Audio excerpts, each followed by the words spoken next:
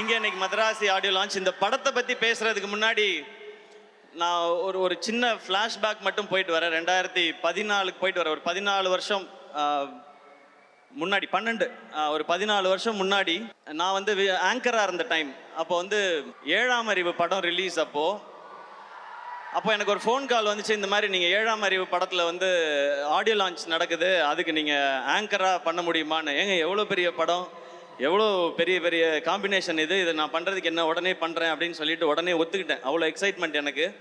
அப்புறம் ஒரு 2 நாளில் திரும்ப ஃபோன் வந்துச்சு, இல்லைங்க அது கரெக்டாக வராதுன்னு நினைக்கிறேன், அது வந்து ஒரு ஹீரோ வச்சு போகலான்னு முடிவு பண்ணிட்டாங்க, அதனால் நீங்கள் அதில் ஆங்கரிங் பண்ண முடியாது, ஸ்கிரிப்ட் பண்ணுறீங்களான்னு கேட்டாங்க. நான் சொன்னேன், ஏங்க இவ்வளோ பெரிய படத்தில் ஏதாவது ஒரு பார்ட்டாக இருந்தால் கூட எனக்கு ஓகே தான், அதனால் நான் வந்து பண்ணுறேன்னு சொன்னேன். அந்த ஷோ வந்து ஜெய் அண்ணன் ஹோஸ்ட் பண்ணாங்க. எனக்கு அவரை ரொம்ப பிடிக்கும்.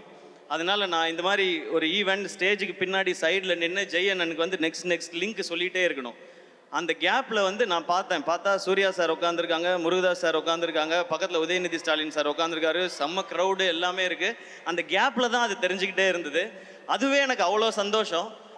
அந்த ஆங்கரிங் சான்ஸ் நான் எதிர்பார்த்தது எதுக்கான, இன்றைக்கி ஒரு சான்ஸ் கிடச்சிதுன்னா நம்மளோட திறமையெல்லாம் ஏதாவது காமிச்சு முருகதாஸ் சார் படத்தில் ஏதாவது ஒரு ரோல் வாங்கிடலாமா அப்படின்னு ஆசையோடு தான் வந்தேன். ஆனால் ஸ்டில் அந்த ஷோவை நான் என்ஜாய் பண்ணேன். அப்படியே ஒரு சில வருஷம் கழித்து இன்னொரு ஃபோன் கால் வந்தது.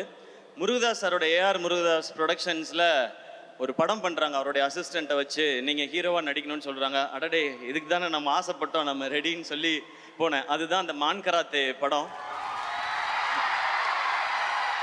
அந்த படம் ஆடியோ லான்ச்சில் வந்து முருகதாஸ் சார் இருந்தாங்க, சீஃப் கெஸ்ட் வந்து சங்கர் சார். அப்போ நான் பேசும்போது சொல்லியிருந்தேன், நான் இப்போ தான் ஆரம்பிச்சிருக்கேன், என்னைக்காவது ஒரு நாள் நான் வந்து முருகதாஸ் சார் டைரக்ஷனில் நடிக்கணும், சங்கர் சார் டைரக்ஷனில் நடிக்கணும், அதுதான் என்னுடைய ஆசை, அதுக்கு என்னுடைய திறமையும் வியாபாரத்தையும் நிச்சயமாக வளர்த்துக்குவேன்னு சொல்லி பேசியிருந்தேன். அப்போ அந்த ஆடியோ லான்ச் வந்தப்போ அப்போ தான் அந்த சோஷியல் மீடியா ஆரம்பித்த டைம். அதில் எல்லாருமே நிறையா கிண்டல் பண்ணாங்க. 2 படம் ஓடிடுச்சுன்னா உடனே உனக்கு முருகதாஸ் படம் கேட்குதா, சங்கர் படம் கேட்குதான்னு சொன்னாங்க. ஆனால் அன்றைக்கி ஒரு நம்பிக்கை மட்டும் இருந்துச்சு, விடாமல் உழைச்சா என்றைக்கோ ஒரு நாள் அது நடந்துரும்ன்ற நம்பிக்கை இருந்துச்சு. நீங்கள் கை தட்டிக்கிட்டே இருந்தீங்க, நான் ஓடிக்கிட்டே இருந்தேன். இன்னைக்கு மதராசி ஏஆர் முருகதாஸ் சார் டைரக்ஷனில் நான் ஹீரோ இங்கே நின்று பேசிக்கிட்டு இருக்கேன்.